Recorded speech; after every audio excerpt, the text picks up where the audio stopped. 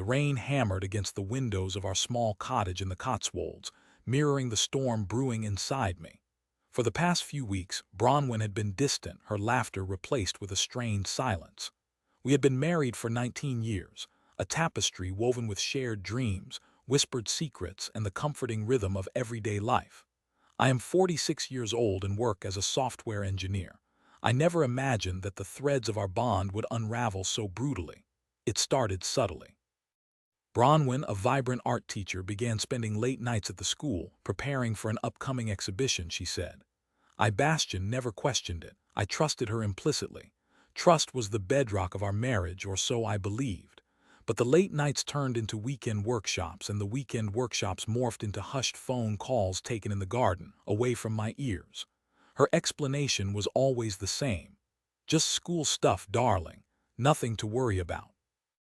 Evening, I decided to surprise her at the school. I packed a picnic basket with her favorite cheese and crackers, a bottle of chilled white wine, and drove the familiar route, humming along to the radio. The school was eerily quiet when I arrived, the only light emanating from Bronwyn's art room. I peered through the window, a smile forming on my face, ready to surprise her, but the smile froze. Bronwyn wasn't alone. She was locked in a passionate embrace with a man I didn't recognize. His hands were tangled in her hair, her body pressed against his. The sight was a physical blow, a punch to the gut that stole my breath. My world tilted on its axis, the solid ground beneath my feet dissolving into quicksand. I stumbled back to the car, the picnic basket forgotten on the pavement, the wine bottle shattered, its contents seeping into the cracks. The drive home was a blur. I parked the car, walked into the house, and sat in the armchair, staring blankly at the flickering fireplace. The warmth offered no comfort, the familiar surroundings now alien and hostile. Bronwyn arrived home late, her cheeks flushed, her eyes sparkling with an unfamiliar light. "Bastion, darling, you're still up?" she asked, her voice a little too bright. I stood up, my voice trembling with a mixture of anger and disbelief. "Who was that man, Bronwyn?" Her face paled. "What man? I don't know what you're talking about. Don't lie to me," I said, my voice rising. "I saw you, Bronwyn. I saw you with him at the school." She hesitated for a moment, then her shoulders slumped. "It's not what you think, Bastion." "What is it, Bronwyn? Tell me. Explain to me how my wife, the woman I love, was kissing another man in her art room." She began to cry, the tears streaming down her face. "It just happened, Bastion. It was a mistake. I didn't mean for it to happen." "Mistake?" I repeated, my voice incredulous. "Kissing someone like that is not a mistake, Bronwyn. It's a choice. You made a choice to betray me, to betray our marriage." She tried to touch me, but I recoiled. "Don't, Bronwyn, just don't. I'm so sorry, Bastion. I love you. I don't want to lose you, but you have lost me, Bronwyn," I said, my voice flat. "You lost me the moment you kissed him. That night I slept in the spare room, the rain still lashing against the windows, a constant reminder of the storm raging within me. The next few days were a torturous blur of accusations, denials, and tearful apologies. Bronwyn begged me to forgive her, promising it would never happen again. She blamed it on stress, on feeling unappreciated, on a midlife crisis. But her excuses rang hollow. The trust was broken, shattered into a million pieces that could never be put back together. I couldn't bring myself to touch her, to look at her without seeing the image of her in another man's arms. The cottage, once a sanctuary of love and laughter, now felt like a prison, a constant reminder of her betrayal. I knew I couldn't stay. I needed to escape, to find some semblance of peace in the wreckage of my life. I consulted a solicitor, a stern woman named Isolde, who listened patiently to my story, her expression unwavering. "You have grounds for divorce, Bastion," she said. "And given the circumstances, you are entitled to a significant portion of the assets." I wasn't interested in the money. I just wanted out. I wanted to erase Bronwyn from my life, to start over, to rebuild myself from the ground up. The divorce was finalized within a few months. Bronwyn moved out of the cottage, taking with her the remnants of our shared life. I was left alone, surrounded by the ghosts of our past. But as the days turned into weeks and the weeks into months, I began to heal. I threw myself into my work, finding solace in the logical precision of code. I started painting again, something I hadn't done since university. The colors were vibrant, the strokes bold, a reflection of my newfound determination to reclaim my life. One evening, I received a call from a number I didn't recognize. I hesitated for a moment before answering. "Hello, Bastian, it's Bronwyn." Her voice was weak, almost unrecognizable. "What do you want, Bronwyn? I need your help, Bastian. I'm in trouble, trouble." "What kind of trouble?" She hesitated for a moment. "It's Eamon. He's not who I thought he was. Eamon, that was his name, the man from the art room. The man who had stolen my wife." "What do you mean?" I asked, my voice hardening. "He's been using me, Bastian. He's been manipulating me. He's not an art teacher. He's a con man. He's stolen all my money and now he's threatening me." I felt a surge of anger, but also a flicker of something else. Pity, disgust. I wasn't sure. "Why are you telling me this, Bronwyn? Why would I help you after what you did to me?" "Because I have no one else to turn to, Bastian. Please. I'm begging you." I thought for a moment, weighing my options. Part of me wanted to hang up, to tell her she deserved everything that was happening to her. But another part of me, the part that still remembered the woman I had loved, couldn't abandon her completely. "Where are you, Bronwyn?" She told me the address of a small, run-down apartment in a nearby town. "Please hurry, Bastian. I'm scared." I drove to the apartment, my heart pounding in my chest. I found Bronwyn huddled in a corner, her face pale and bruised.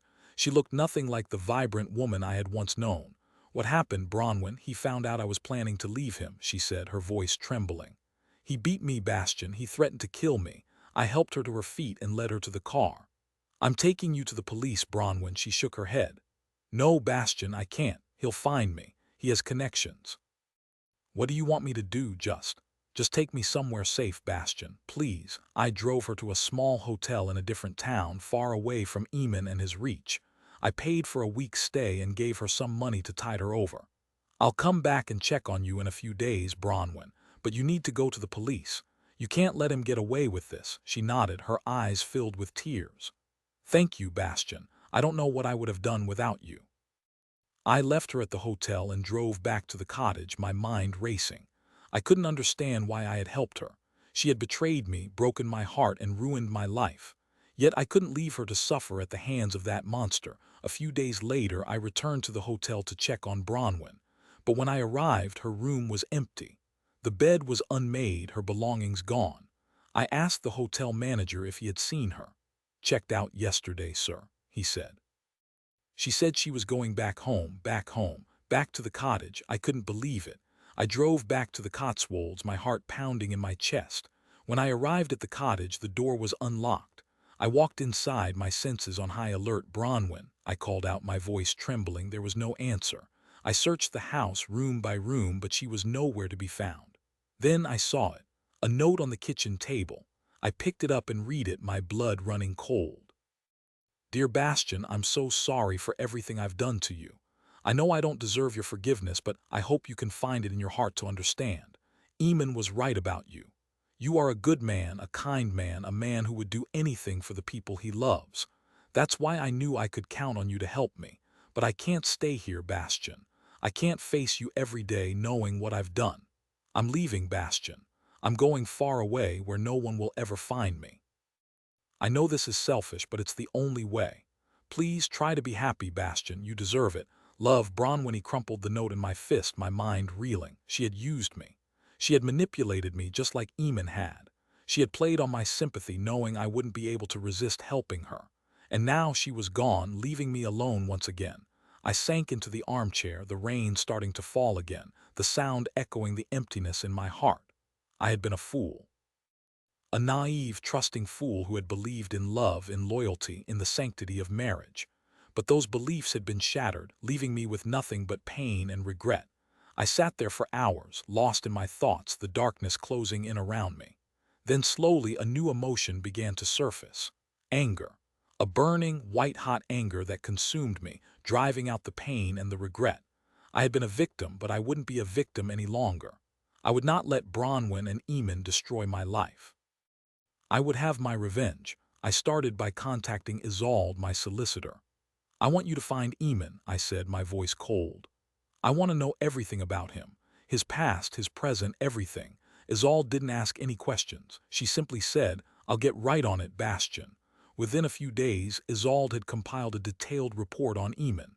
His real name was actually Barnaby, and he had a long history of fraud and deception. He had conned countless women out of their money, leaving a trail of broken hearts and empty bank accounts in his wake. I knew what I had to do. I contacted the police and provided them with all the information Isolde had gathered. They launched an investigation, and within a few weeks Barnaby was arrested. He was charged with fraud, theft, and assault. He faced a long prison sentence, but that wasn't enough. I wanted Bronwyn to pay for what she had done as well. I knew she had helped Barnaby in his schemes, knowingly or unknowingly. I contacted the police again and provided them with evidence of her involvement. She was arrested and charged with conspiracy to commit fraud. The trial was a media circus. The story of the betrayed husband, the cheating wife, and the con man captivated the nation. Bronwyn and Barnaby were both found guilty. Barnaby was sentenced to 10 years in prison, and Bronwyn was sentenced to 5. The judge condemned their actions, calling them a betrayal of trust and a mockery of justice. As I watched Bronwyn being led away in handcuffs, I felt a sense of satisfaction. I had gotten my revenge. They had both paid for what they had done to me. But as I walked out of the courthouse, I realized that revenge wasn't enough. It didn't bring back the years I had lost, the love I had shared, the trust that had been broken. It didn't fill the emptiness in my heart. I returned to the cottage, the rain still falling, the sound now a mournful lament. I sat in the armchair, staring at the flickering fireplace, the ghosts of our past still swirling around me. But this time I didn't feel the pain and the regret. I felt something else. Hope. A small, fragile hope that one day I would be able to heal completely, to forgive, and to find love again. I sold the cottage and moved to a small town on the coast. I started a new life, surrounded by the beauty of the sea and the warmth of the sun. I continued to paint, my colors now brighter, my strokes more confident. I met new people, made new friends, and slowly but surely I began to rebuild my life. Years later, I received a letter from Bronwyn. She had been released from prison and was living in a halfway house, working to rebuild her life. She apologized for everything she had done and asked for my forgiveness. I thought about it for a long time. Could I forgive her? Could I let go of the anger and the resentment that had consumed me for so long? In the end, I decided that I could, not for her sake but for my own. I wrote her a letter telling her that I forgave her and that I hoped she would find peace.